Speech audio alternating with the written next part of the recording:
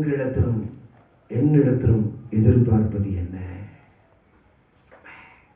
நம்ம கையில இந்த பூமியை கொடுத்துருக்கிற ராமன் சொல்லுங்களேன். அப்ப ஆளுகை செய்யற நம்மளை ராஜாக்களும் ஆசாரிகளுமா ஆக்கியிருக்காரு. ஹல்லேலூயா. நம்மள்ட்ட எதிர்பார்க்கிறாரு. ஆதாம படைச்சிட்டு ஆதாமை ஆதாம் மிருகங்களாம் படைச்ச பிறகு யாரை வச்சு பெயரிட்டாரு? யானை, பூனை, எலி, குதிரை.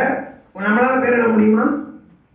ஒரு பேர் இன்னொரு முறை ரிப்பீட் ஆக முடியாது. யானைக்கு இன்னொரு யானை வச்சு இந்த யானை கோச்சுக்கும். படிச்சு பாருங்க வேதத்தை. கர்த்தர் ஆதாமோட கூடவே இருந்தார். நாமே சொல்லுங்களேன், ஆதாமுடன் இருந்த தேவன் நம்மோடு கூட இருக்கிறார். அவர் நமக்குள்ள இருந்து செயல்படுகிறார். ஹல்லேலூயா, ஹல்லேலூயா.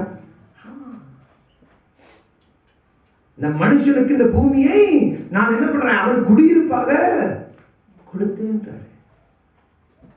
எனக்கு பிரியமானவர்களே, நம் தேவ சித்தம் என்ன என்பதை அறிந்து கொள்ள வேண்டும். அதற்கு பிறகாக ஒரு சாமுவேல் பிறந்தாரு. அழகா சின்ன சட்டையை தச்சு கொண்டு விட்டாச்சு. நாம் நம்முடைய பொருத்தனைகளை நிறைவேற்றுகிறோமா?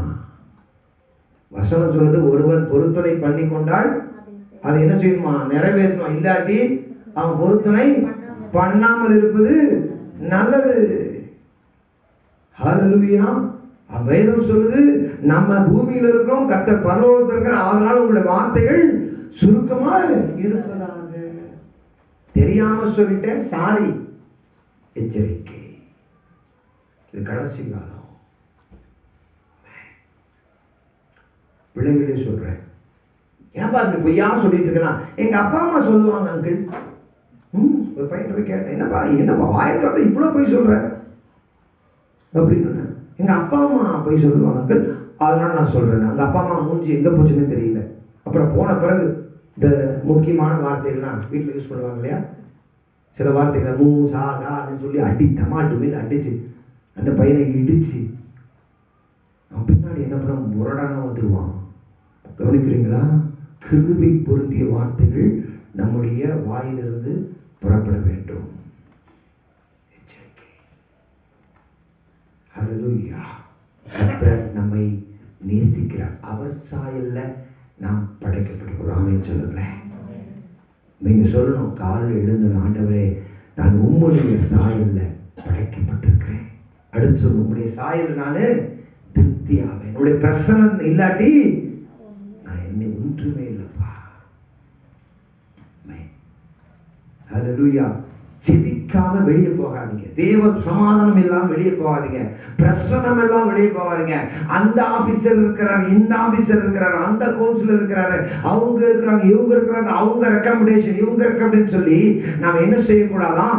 கர்த்தரை என்ன செய்யக்கூடாது? நாம் கோபப்படுத்தக்கூடாது. பைபிள் சொல்லுது. ஹல்லேலூயா. நாம் தேவனுடைய ஜனம். ஹல்லேலூயா. ஒரு ஆமென் சொல்லுங்களேன், ஒரு ஆமென் சொல்லுங்களேன். ஹல்லேலூயா. அந்த இளைய குமாரன் புத்தி தெளிந்த போது, ஆமென், என்ன சொன்னா சொல்லுங்களேன். அதுக்கு முன்னாடி ஒன்று இருக்கு. என்னுடைய தகப்பன் வீட்டுல என்ன இருக்கு? அப்பயும் அந்த சாப்பாடை விடவே இல்லைங்க. எத்தனை பேர் சாப்பாடு ராமனா இருக்கிறோம். நேற்று அன்பான விருந்துகள் கொடுத்தாங்க. ஆனா நான் அவ்வளவு சாப்பிட மாட்டேன். சாப்பிட்டு போய் ஒரே தூக்கங்க. அன்பாக கவனிச்சாங்க. எனக்கு எங்கள் குடும்பத்தை அன்பாக நேசித்து கவனிச்சாங்க. நாங்கள் போதும் போதும் சொல்ல சொல்ல கொடுத்து நானும் சரி நல்லா இருக்குன்னு சாப்பிட்டுட்டு போனேன். 3 மணிக்கு எனக்கு கரெக்டாக முடிப்பு வந்துருச்சு. 3 மணிக்கு தவழ்றேன், துடிக்கிறேன், எந்திரிக்க வரல, தோணல. 3, 3:30, 4 மணிக்கு உள்ள சாப்பிட்ட கோழியெல்லாம் கொக்கரோன்னு கத்துனாலும் எனக்கு முடிப்பு வரல.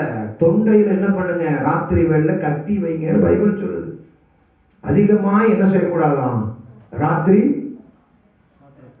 என்ன எல்லாம் அப்படியே பைபிள் சொல்லுங்க. எனக்கு தெரிஞ்ச ஒருத்தங்க இருக்காங்க, அவங்கள்ட்ட பேசிட்டு இருந்தேன். 6 மணிக்கு சாப்பிட்டு முடிச்சிருவாங்க கனடால. என்ன செய்றீங்க? ஜஸ்ட் வி ஹேட் அ ஜின் அப்படின்னு. ஓ குட் அப்படின்னு.